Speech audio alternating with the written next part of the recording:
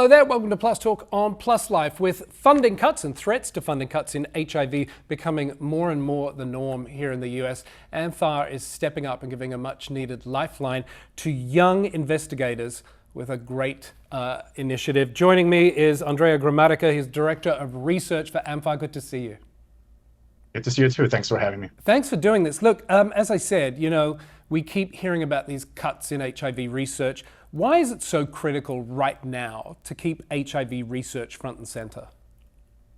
Yeah, well, that's a great question. It's always been critical. It's not particularly critical right now necessarily for the funding cuts, but we up until now, up until last year, according to the latest UNAIDS reports, we were doing great. Actually, we were diminishing the overall transmission rates. We were decreasing AIDS-related death.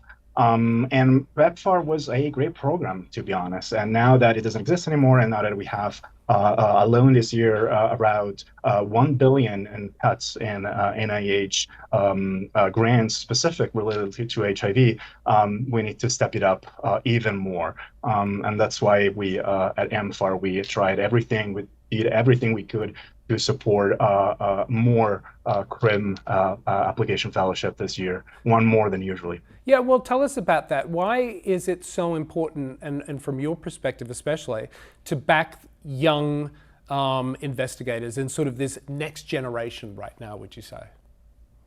Yeah, so this fellowship opportunity is named after Dr. Mathilde Krim, who founded AMFAR 4 decades ago. She was really a visionary in the HIV/AIDS research field, and she really believed in young scientists. Young scientists are the future, of course, of research in general, and of course, specifically also of HIV field. This program is great because it really takes the researchers by hand, offering them a great opportunity to complete their last steps of their postdoctoral pathway, the last 2 years, with a sum of $180,000. And then if they're successful and they complete their postdoc and step into an independent research position, they will get another $50,000 in addition. We need to invest in the future. I was myself an HIV scientist up until last November when I joined AMFAR. It's just that time of your career where you're excited about finishing up a promising project and stepping into an independent research position to potentially start your own lab and then train other young scientists as you were trained yourself.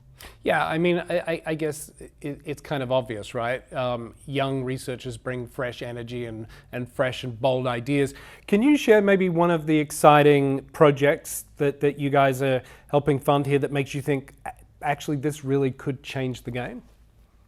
Yeah, of course. So one that is sort of new and for AMFAR as well was an application submitted by Dr. Elizabeth Hastie from the University of San Diego. She is focusing her research on a population that is affected by HIV disproportionately compared to the others, which is the transgender community. She will be studying how a particular subset of the immune system, so cells that are called natural killer and dendritic cells that are typically in our tissues, responds to infection in conjunction with hormone therapy. So one thing that we are just discovering right now, or we started discovering, realizing recently, is that the way HIV behaves in women and men, or people with estrogen and people without estrogen, is very different. And we are seeing that the treatments also affect the body of those individuals in different ways. But women and transgender people are underrepresented in clinical studies. And so this project really hit a gap in the research space that is highly needed. Why is it so needed, and why is it so important? To your point that these communities are quite often left out of research. Why does this kind of inclusive research matter so much? Well, looking at the global landscape, at the 40 million HIV positive people living in the world nowadays, 53% are women, or we should say, women, that person that were assigned sex at birth.